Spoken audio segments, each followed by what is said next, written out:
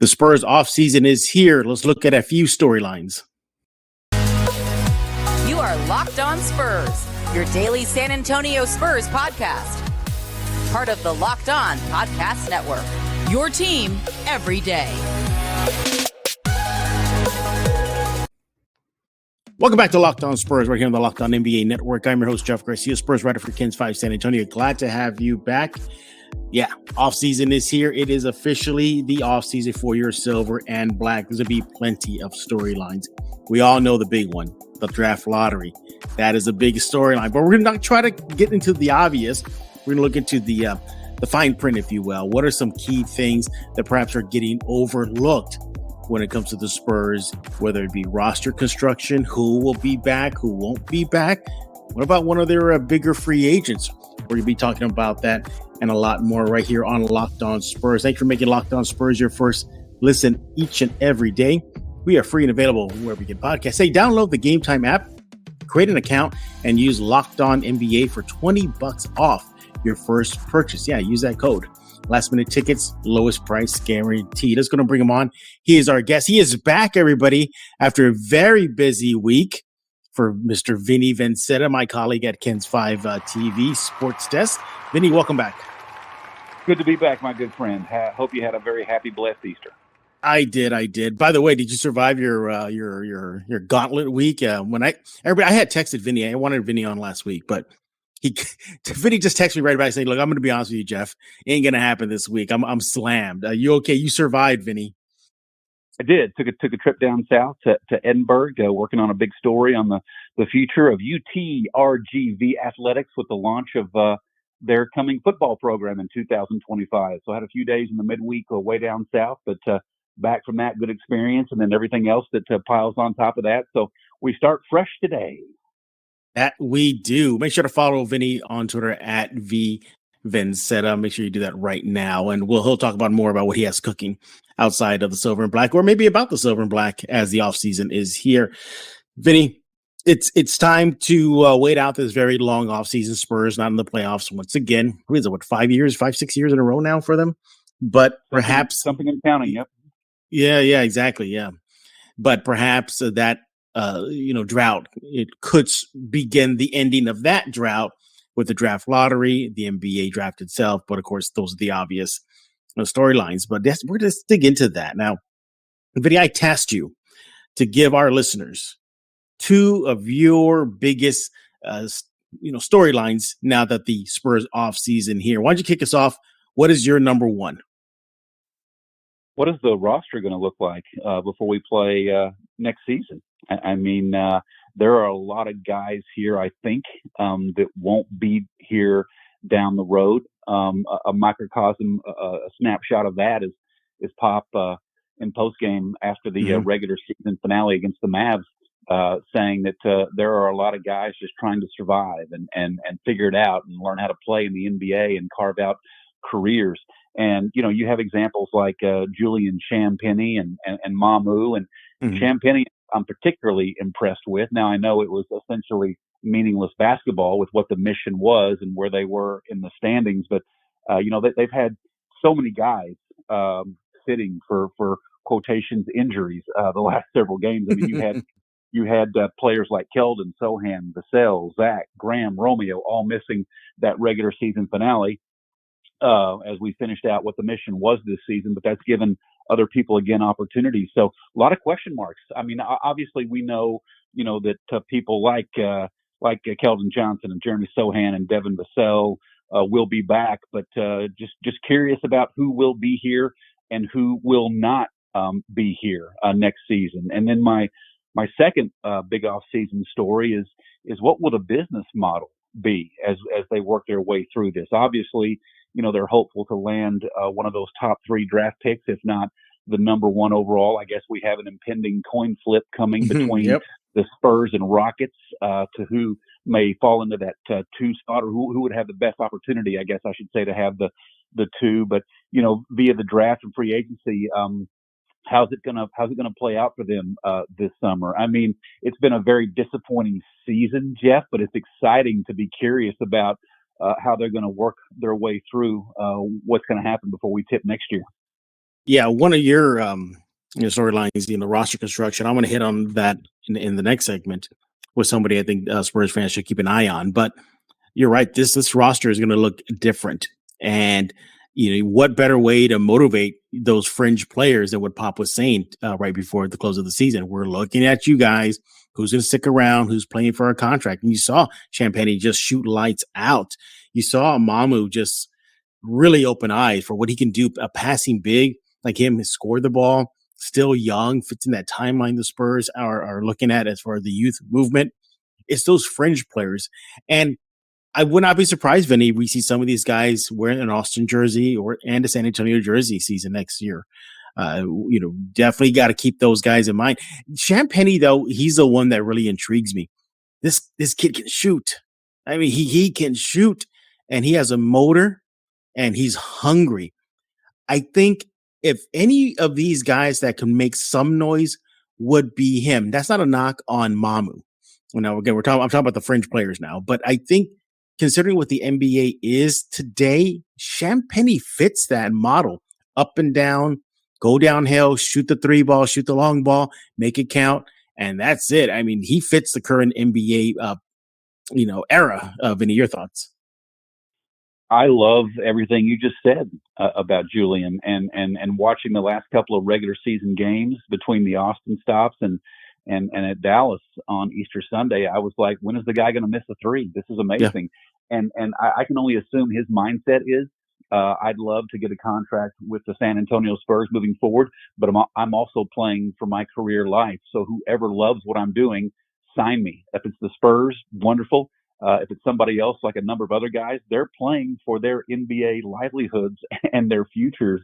And I think Pop was impressed by that. And I think we all were impressed by that. They just went. I mean, I will say that Pop said in postgame after the regular season finale that he loved the way everybody played and it was a really good outing. And I thought, wait a minute, didn't they just surrender 151 points?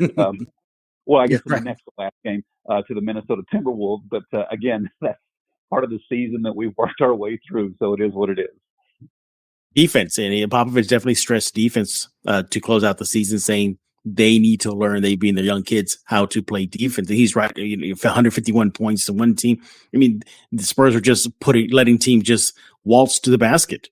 You had Minnesota just make every shot from the perimeter in that game in Austin, that second game. So defense is going to be key. So Champagnie has mentioned, defense has to be part of his building blocks heading into next season.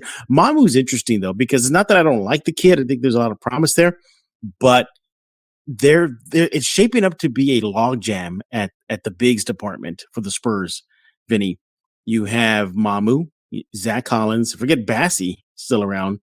You have Barlow, and you might have a guy named Wemby on the roster. I think if it goes that route, Mamu might be the real, no pun intended, the big man out in this situation. It's a crowded room and potentially more crowded. I completely agree with that. I'm a big fan of Zach. He continues to look hungry, and he plays hard. I wasn't thrilled with him saying that Austin was maybe cooler than San Antonio. Oh yeah, that was a bad move there, Zach. But make sure just put the car in the garage, Zach, and you'll be fine. But that's going to be interesting. There will be an odd big man out. You make a great point. Yep. Yeah. That could be Barlow. I mean, he's very raw. He'll likely be in Austin or just in the G League in general if the Spurs don't retain him. Mamu, definitely can see him playing in the G League if the Spurs want to keep him around.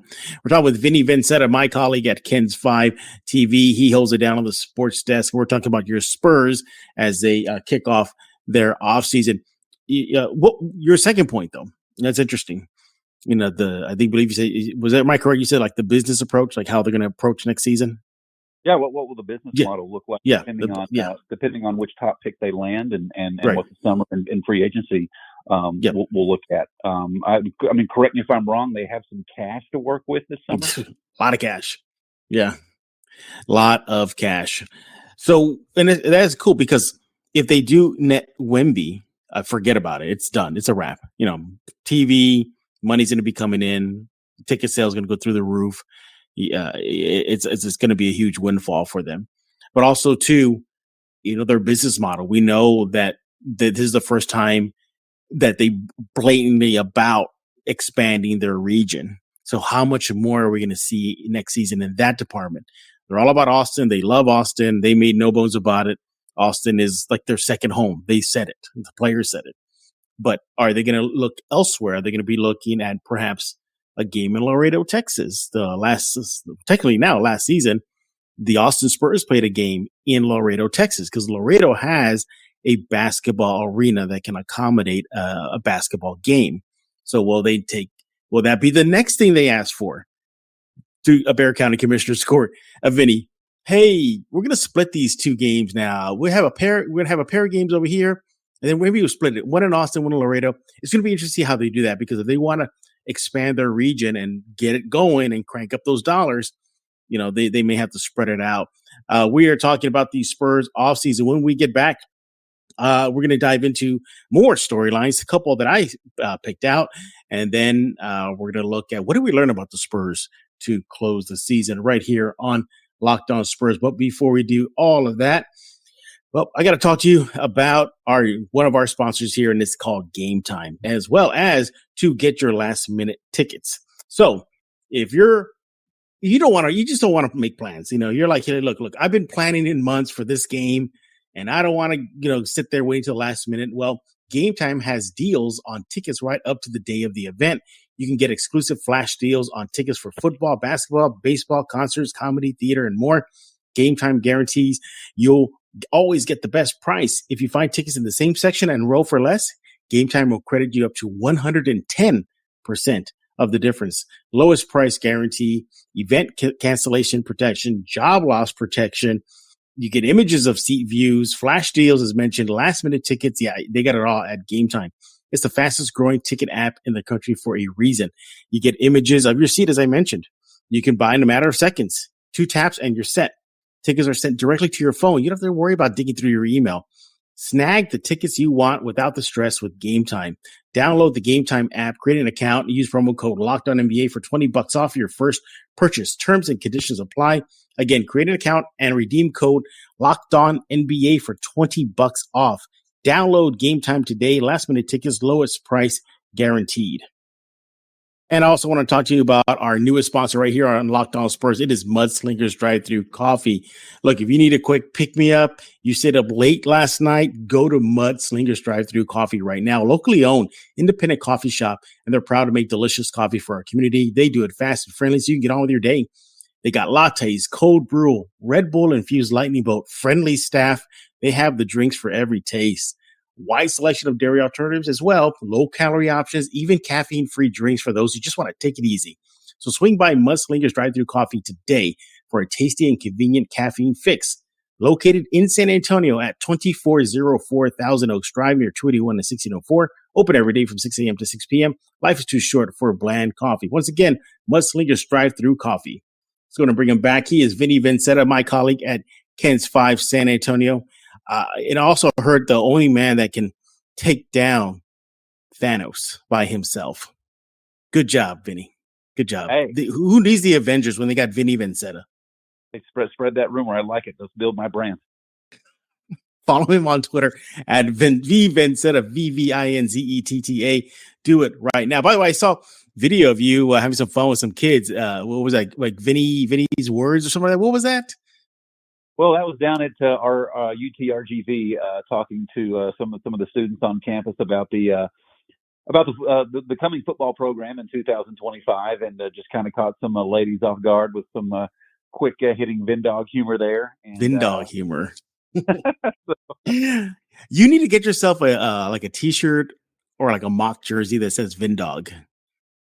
Or the one I'm hoping to someday get out there is Vinny V. He puts the V in TV. I'm still working on that. Oh, that is a good one. That's the one I'm really attached. Yeah, and wear it when you're on live. Just wear it. Just see what happens. We're talking about San Antonio Spurs offseason storylines right here on Locked On Spurs. So Vinny gave you a couple, but I just want to trail off one more that he brought up before I get into mine. That business model. I think a lot of fans just think that, oh, new player coming in, if they get top 3 pick or worst case scenario, a top 7 pick, hopefully that doesn't happen. But nevertheless, the Spurs financially off the court are also going to see an impact on that. And I think that's something they got to monitor this upcoming offseason, Vinny. Let's just say they do get Wemby or Scoot or whoever, a top 3 pick. They got to be ready for the demand. And I think that'll help boost that region talk that they want. Because imagine Wemby playing in San Antonio. You can't tell me people from the surrounding areas are going to flock to the AT&T to catch him. What people don't understand, or maybe they do, but I'll just point out, a lot of the courtside money, Jeff, it does come from the Austin area. So there's already a large brand and large following, but you make a great point. This would only excite it times 10. I mean, they'd have no problem packing that AT&T Center and having a kind of a wait list. I mean, if they get back to what they once, and Sean Elliott said the other night that it's coming, it's close. They'll have no problem creating full excitement for what they once were. Absolutely. Hopefully that does come soon, because last season at the AT&T, sometimes you could hear a pin drop. It was pretty quiet in there, but nevertheless, yeah, it was interesting. But let's get into a couple of mine that I have, and I want to get your thoughts on this. The first one is the future of Trey Jones. He is a free agent. He ended the season strong. But was it a pair of triple doubles? Really was an anchoring force for the Spurs. Now, you mentioned Vinny. Yes, there were throwaway games, but nevertheless, he did show up, and not bad for a second round pick. However, as mentioned, he's a free agent. Do the Spurs give him a little bit of cash? They can afford it. Should they maybe save that cash for a bigger name free agent, depending on how the draft goes? I suspect they're going to want Trey Jones back, but I think they'll probably wait till after the draft lottery. Vinny, your thoughts? Well, I was going to save this for the what did we learn segment, but I'm going to go with it now. I have been on the Trey Jones bandwagon most of this year, Jeff, from the standpoint of I believe without question he is the most improved Spur. I mean, the leaps and bounds that he has made. If you look back at the beginning of this year, he didn't look ready. He looks ready. I mean, I don't recall which Austin game it was. I guess it was the Saturday game, maybe against the T-Wolves. But he had a triple double. I think I put on Twitter, lost in this terrible game and this terrible score is the fact that he's got a triple double. Love Trey Jones. I would love to see him stay. Is he a terrific, steady perimeter shooter? He is not. But he's also a floor general, and that's maybe not required of him. His job as a point guard is to set the offense and find those professional scorers like a Keldon Johnson and a Devin Vassell. So really like where Trey Jones has come.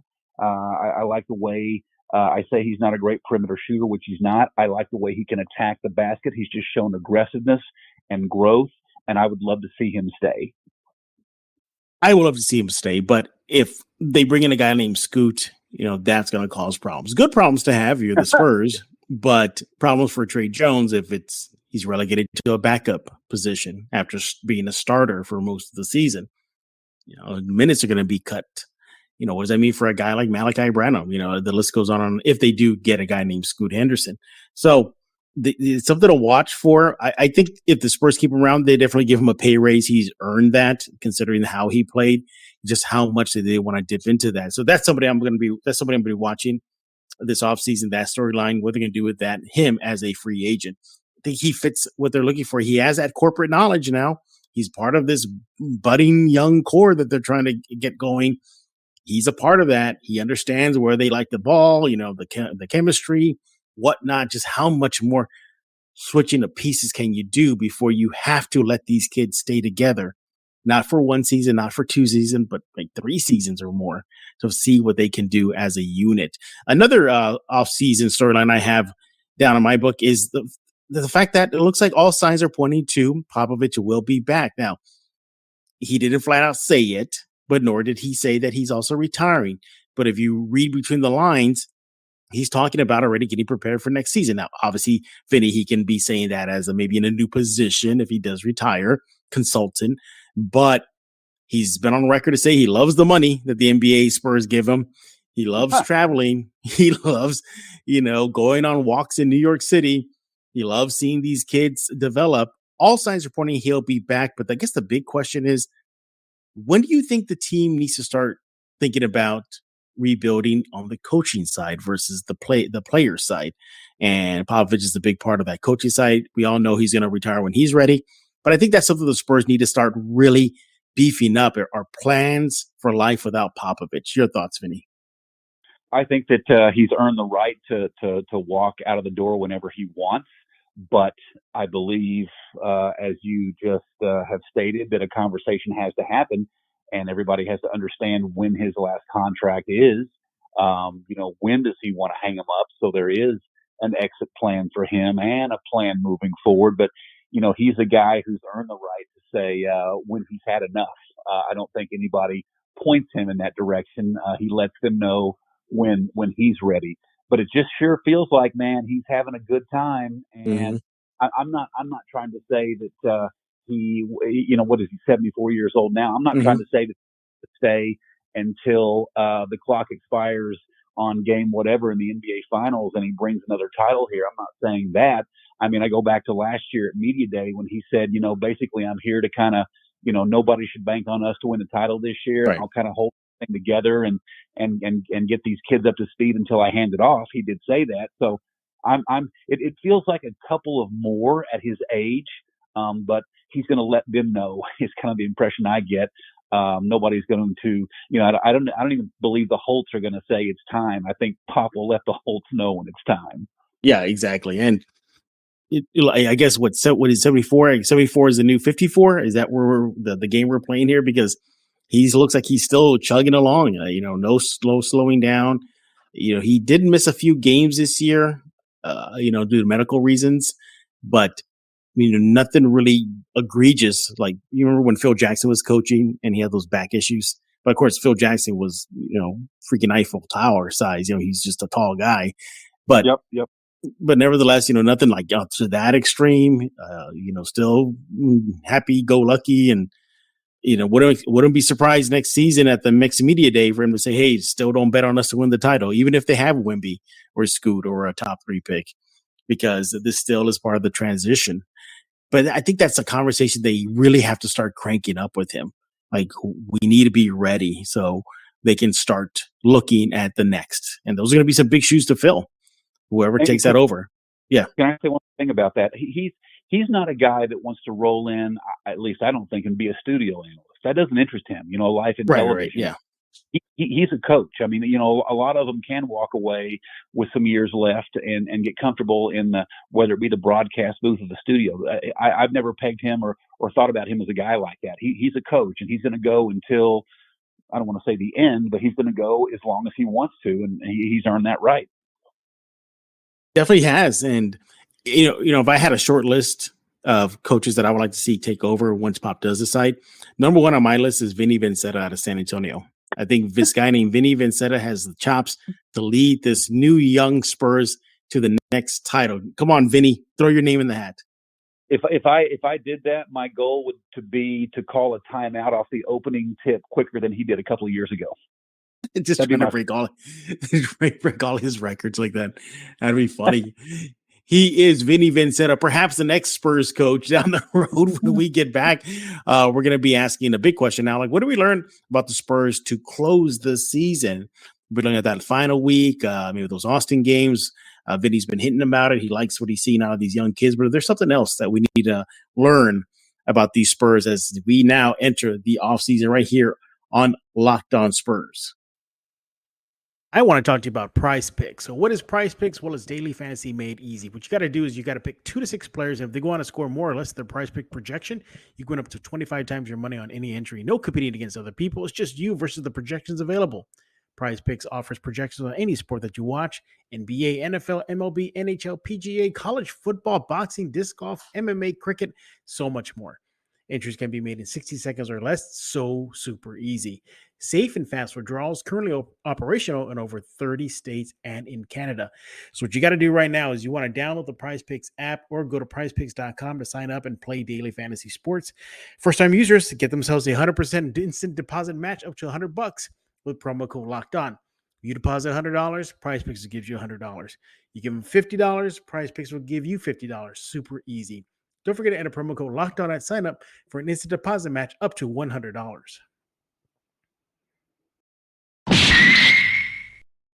We're back right here on Locked On Spurs with Vinny Vinzetta, my colleague at Kens5TV. Follow him on Twitter at VVinzetta right now. Ask him how difficult it was for him to carry all that power, holding on to the Infinity Gauntlet. You know, because he searched for those stones, he found them all, he put them on that glove, and he just wrecked shop. They didn't need the Avengers; they just needed Vinny Vinzetta to come and handle business. You're a stud, Vinny. Vinny, so to close the season, you know, they got a W. I know much of the chagrin of Spurs fans, but nevertheless, you know, they ended out on a good note, a W. Had an exciting time in Austin, winning a loss, a thrilling game versus the Blazers. You know, it's saw a lot of development. You mentioned Champagny, Mamu's looking good. Barlow had himself some good outings.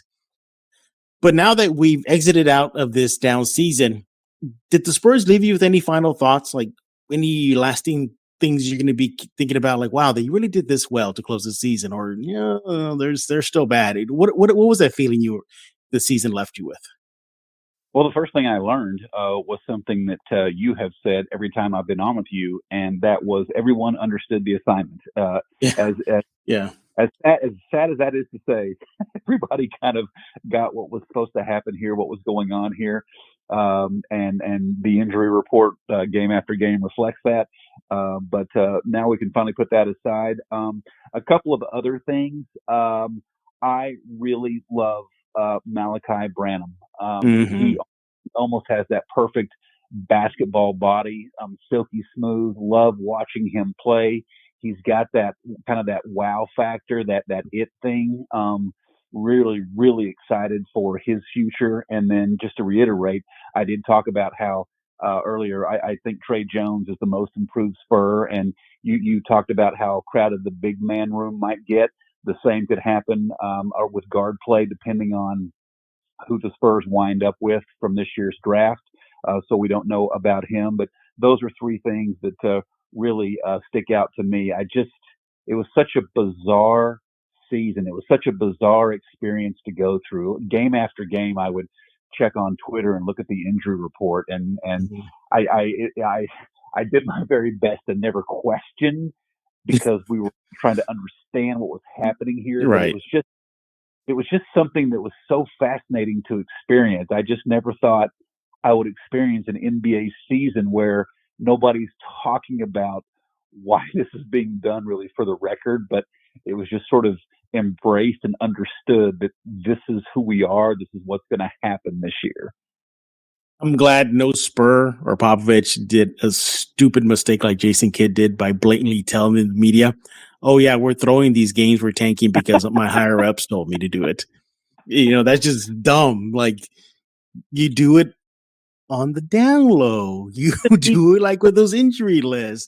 Even the San Antonio media even understood it and really didn't press and push. Right. They even got what the assignment was. Right. Exactly. I mean, you put players in a position that maybe they can't handle it. Just think back to that game in New York City. You're putting a 19-year-old rookie the ball in his hands to inbound the ball in a pressure cooker game in MSG of no places.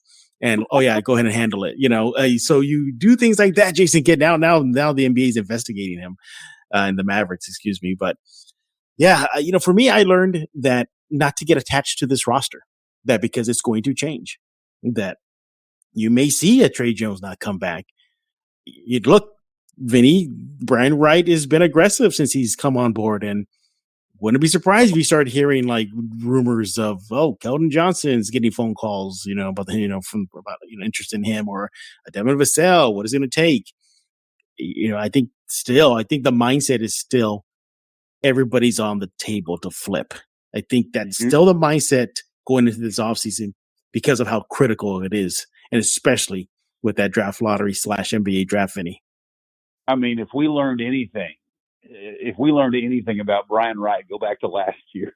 I mean, he is in it to win it, and it's not personal; it is business. I mean, that is the motto that you can attach to Brian Wright. Yeah, I think you are spot on with your analysis there.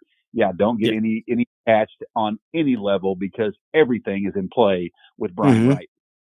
Now, of course, there's some players that are close to a untouchable status / a high sticker price? Yeah, your Keldons, your Devins. I would throw Jeremy in there, but still, they're not the untouchable level like Timmy was, or perhaps well, I don't know anymore. But as of right now, Luka, that area, but. Yeah, you just gotta. Oh, by the way, Luka Doncic, everybody, not Luka Samanic, making it very clear through Vinny. But nevertheless, yeah, that was the biggest thing I learned is good young team, very solid, players individually, collectively. It was still a little process, but still don't get attached to this because now the real season's begun for the Spurs. This is it. Now you should be having fun, Spurs fans. Now we're going to see what the Spurs are going to do with all that cash, with all that draft capital, with a 14% chance, one of the 3 highest chances to win the NBA draft lottery. Now we'll see what they're going to do. Now they're on the hot seat because I don't know about you, Vinny, but can you imagine another rebuilding season next year? This one was rough. No, I can't imagine another 22 and I really can't. But I want to go back and make one more point about Brian Wright. Everything that he's done, everything that maybe he's been criticized for is leading to right now, like you just said. Exactly. Now all of this is in play. Now they look to the future. Now they are ready to do business. Every move he has made has led to this point, and here we are. Everybody should sit back and watch and enjoy it and expect good things to happen. Yeah, I think I agree with you. Spurs fans, you all should be expecting good things. They built up a tremendous war chest heading into this offseason. They have very contract-friendly contract players right now that they could possibly turn around. So we'll see. We'll be monitoring them right here on Locked On Spurs. I got to tell you, Vinny, there are times during this season I was checking out of games. Like the moment it was even a 10-point lead or deficit for the Spurs, I said, forget it. I'll work on something else. Check out. It was weird. It was rinse and repeat, time and again. I mean, the same. What am I trying to say? The same way it was laid out on paper, played out time and again. Really, rinse and repeat. It was just unbelievable. And I didn't watch every game start to finish because, like you just said, I would see it happening and I would move on to something else and then not be surprised when I saw the box score and read the recap when the night was over. So yeah, it was just a bizarre set of circumstances to watch. No question. It was. And remember, go ahead. I'm sorry. Remember, Spurs fans, the Houston Astros lost 100 games or so 3 seasons in a row to get to where they got, and that was winning World Series. So sometimes you got to suffer through some tough days to get back to the mountaintop. And I think we have suffered through, I would say, the vast majority of those days. But the payoff is much closer than it was this time last year.